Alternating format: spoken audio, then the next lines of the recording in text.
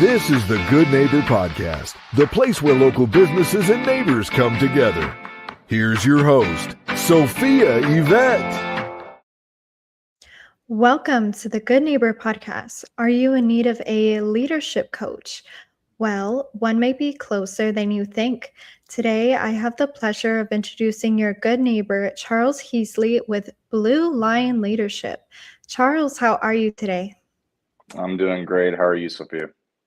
I'm also doing great. Now, we are excited today to learn all about you and your business. Please start off by telling our listeners just a little bit more about your business and your background. Sure. Yeah. So the business is a leadership development company. We really work with leaders at all levels, but one of the biggest pain points we see in a lot of organizations, people get promoted because they're good at their job, and there's not really a system in place that's developing them internally. And so there's a gap there. And what we refer to them as managers by accident, people who get into leadership positions just because they're good at their job or have seniority. And yeah, so we turn managers by accident into leaders by design. And I got into this because I was a manager by accident. I was in the police department. I promoted to sergeant, and I was young, only 5 years into my career. And I didn't really want this conversation to happen, but somebody told me, Charles, people are afraid to work for you. And that kind of shocked me a little bit. I didn't really know what I was doing wrong. But at that point, I really decided I'm going to take this leadership thing seriously. And I became a lifelong student of leadership, enrolled in a master's degree for executive leadership. I'm now nearing the completion of my doctorate. And, when I was in law enforcement, I was a sergeant about 6 years. And, it just kind of got to a point where I saw a lot of the same issues happening over and over again within law enforcement, but also in the corporate sector, the corporate world. And I thought, maybe there's a space for me to help people that were just like me, who were new to this and they didn't really know what they were getting themselves into. But there's so much on the line. So that's why I do what I do. So, Charles, with your background in law enforcement, how does that play a role in how you treat people today? Yeah, so when I was in law enforcement, I was probably about 4 years into it. I took this course called the Mental Health Peace Officer course. Now, at the time, it was a voluntary course, but I'll tell you, it changed the way that I saw people. I hate to admit it, but I used to be that guy who thought, "Oh, you're depressed, get over it," and it really opened my eyes to a whole world of people are dealing with serious things that we don't necessarily understand. And so I became very passionate about it. And once I promoted to sergeant, I got involved in teaching it. So I taught thousands and thousands of people how to recognize signs of mental illness and how to de-escalate. I still do some de-escalation work to this day. But it really gave me a great perspective on people, empathy, trying to get deeper into what is causing some of these behaviors. If somebody's angry, it's not necessarily personal. And let's get curious and figure out what's going on and slow things down. Maybe we can help them. So it was a transformational experience for me. Most certainly. It definitely sounds like it. Now, jumping back into your industry today, being a leadership coach, what is the number one misconception you come across on the day-to-day? Yeah, that's a hard question because there's a lot of misconceptions. I think one of the biggest ones is that leadership can be a one-time experience. If I were to have to just narrow it down to one, that's the one I would say. A lot of times organizations will send people to a conference or bring in a speaker for a seminar, or they'll send them to a one-day workshop or whatever. that's not leadership transformation. You're hoping at best to get somebody excited about the idea with that.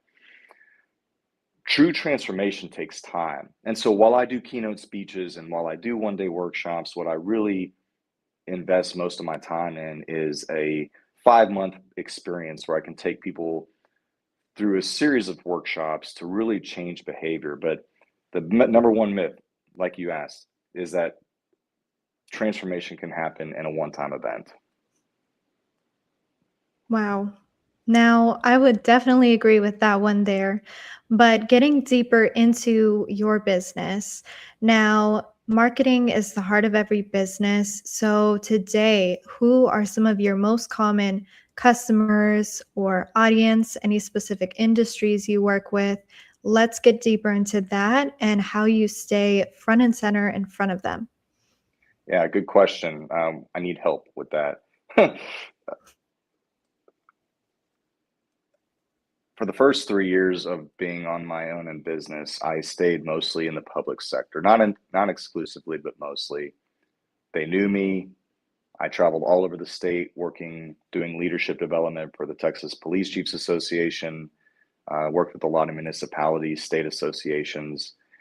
But I made the decision last year to focus my efforts on the private sector. And I talked about earlier the concept of managers by accident. I wanted to figure out what industries could I serve that promote people in those positions where a lot of risk is on the line. And we're talking about real financial risk. If the communication is not set, if they can't establish their productivity and high payoff activities. So I was looking for where can I make an even bigger impact?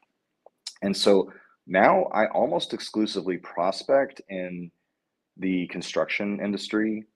I've got a program coming up starting with Texo, the Construction Association, starting on Friday with them. But any kind of industry that's service-based, that's growing. I also work with, I still work a little bit with some municipalities, but mostly targeting construction right now.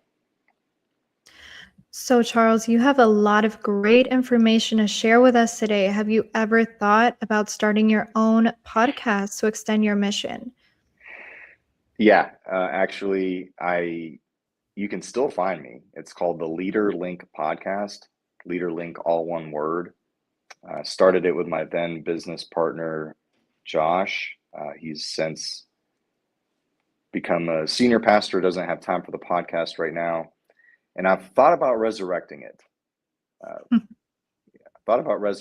I want to get back into the podcast space, more specifically the video podcast space. And so, yeah, I'm tempted. Now, shifting gears back to your family and your business. Outside of work, what do you and your family like to do for fun? Yeah, so my wife is a wedding planner, and she stays pretty busy with that. So we have to be really intentional about the time we spend together. You know, we like to go to nice restaurants. We like to travel. But if I'm in town, my relaxation, you're either going to find me smoking a cigar or on the golf course or a combination thereof. Now, back to your business specifically. For our listeners today who may be in these leadership positions themselves, what is the biggest thing you would like to take away from learning about your business and what it takes to be a true leader? Well, I think to be a true leader, you have to be a lifelong learner. You have to realize that even as competent as you were at whatever task that led to that promotion, that's great. But leadership is a whole new game. You're not doing the work anymore. You're leading the people doing the work. And it's a different skill set. And it's not one that we typically train for. We don't really train people for that before they promote. So I would encourage you to really tap into your humility. Ego is necessary in leadership to a certain extent. We have to be strong, and we have to make decisions, sometimes difficult decisions, but really checking that with empathy and humility and realizing that there's so much more to learn. And I would encourage you, if you're, whether you use somebody like me or somebody else, there's a plethora of information out there. I would say just commit yourself to becoming a student of leadership and finding some sort of program that works for your agency or your department or your organization or wherever you work, and realize that it is not a one-time event. Amazing. And one other question for you today. It sounds like you are a faith-based man. So what scale do you put having faith and being a leader on being in the industry that you're in? Good question.